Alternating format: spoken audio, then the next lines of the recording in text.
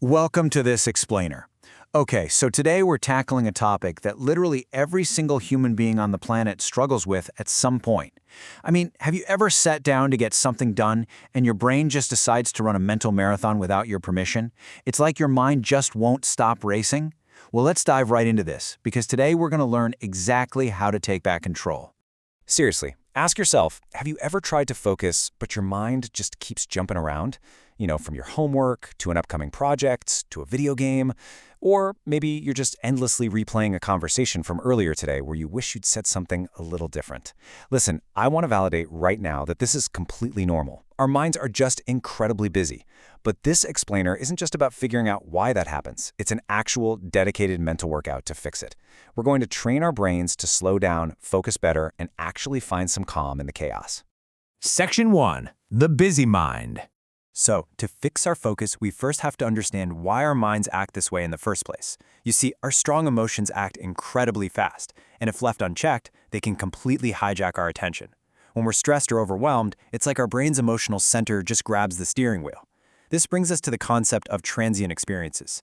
Basically, this means recognizing that our emotions and feelings are temporary and passing, rather than permanent states of being.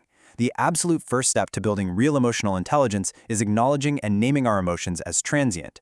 When you feel a wave of anxiety or distraction, remember it's not who you are, it's just a passing experience. It naturally comes and it'll naturally go as long as we don't hold on to it too tightly. Section 2. The Power of the Pause. Now, if emotions are just passing through, how do we make sure they don't accidentally take over the driver's seat? Well, we use something called a mindful pause. This is simply an intentional break taken before reacting to a challenging situation. The absolutely crucial point here is that this simple, intentional act creates a necessary gap. It gives us space. And that tiny, tiny space between a trigger, like say a frustrating email or a really distracting thought, and your reaction to it, that is where your freedom lies. That pause is where mindful decision-making actually happens. And wow, the benefits of doing this are profound. It creates this true cascading effect. By taking a mindful pause, you immediately achieve greater emotional regulation. And because you aren't constantly overwhelmed, you start building long-term personal resilience. This naturally strengthens your overall self-control. But it doesn't just help you internally, it actually enhances your empathy towards others, which leads to much more responsible and positive social interactions. So taking that pause doesn't just help us focus on a task, it actively boosts our overall well-being, a real game changer. Section 3. A Brain Workout. Okay, I want to shift how you might traditionally think about this whole topic.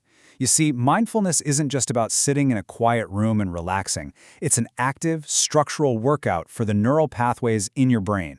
Think about a physical workout. If you want to strengthen your muscles, you go to the gym and lift weights over and over. Well, a brain workout is really no different. If you want to strengthen your self-control and focus, you've got to do mental repetitions. And the best part?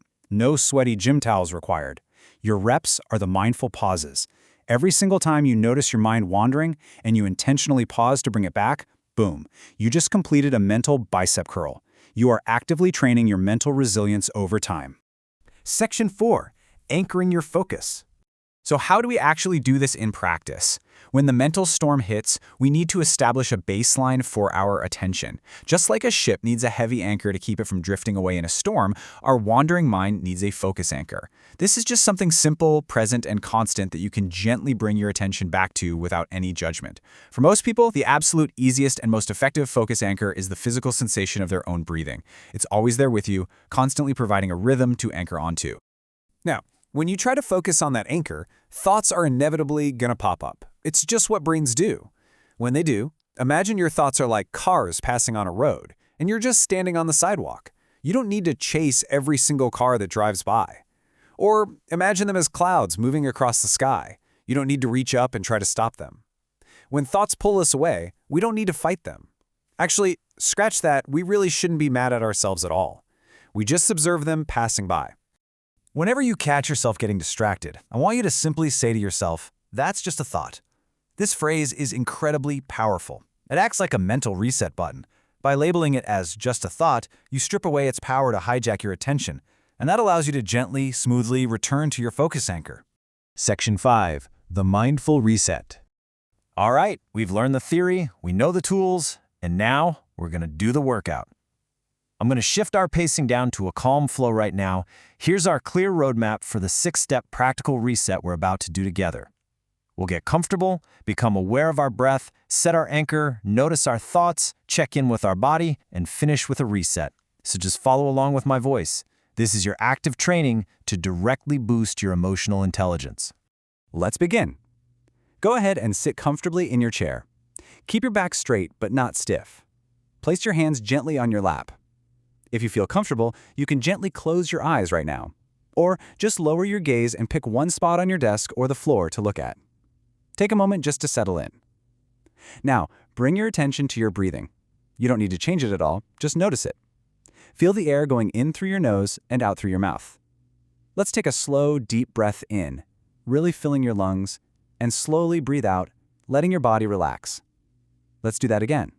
Breathe in and breathe out. With each breath out, imagine your body becoming just a little lighter and a little calmer. Now for step 3, choose your focus anchor. Maybe notice your chest rising and falling, or the feeling of the cool air at the edge of your nose. Keep your attention right there. If your mind wanders, and remember, it absolutely will, that is perfectly okay. We're moving to step 4. Imagine those thoughts as clouds moving across the sky. Notice them and just let them pass. If a thought pulls you away, gently say in your mind, that's just a thought. And without any pressure, without any judgment, just gently return your attention right back to the rhythm of your breathing. Stay with that anchor for just a moment. Now, let's transition to step 5, body awareness. Keep that calm rhythm going, but bring your attention to your physical body. Notice your feet touching the ground. Notice your back resting against the chair. Check in with your shoulders right now. Are they tight? Are they creeping up toward your ears? If they are, just let them drop and relax. Notice your face. Soften your jaw. Let everything soften and release. Take one more deep grounding breath in and a slow breath out. And finally, step 6. We're going to bring the energy slowly back up to solidify the gains of this mental workout. You've just actively trained your neural pathways to pause, to observe, and to choose where your focus goes. You've essentially taken the steering wheel back. Before we finish, I want you to quietly repeat these affirmations to yourself in your own mind. I can calm my mind. I can focus when I need to. I am in control of my attention. Let those powerful words really settle in. Now, take one final deep breath. Gently wiggle your fingers and your toes, maybe roll your shoulders a little bit, and slowly open your eyes. Welcome back. You just successfully practiced a pretty profound emotional intelligence skill. And like we said earlier, the more you practice these mental reps, the easier emotional regulation and focus become. I want to leave you with this final thought. How will your next mindful pause change the outcome of your day? Think about it. The next time you feel overwhelmed or distracted, remember you have the power to create that space. Thank you so much for joining me in this explainer. Keep practicing those mental reps, and I'll see you next time.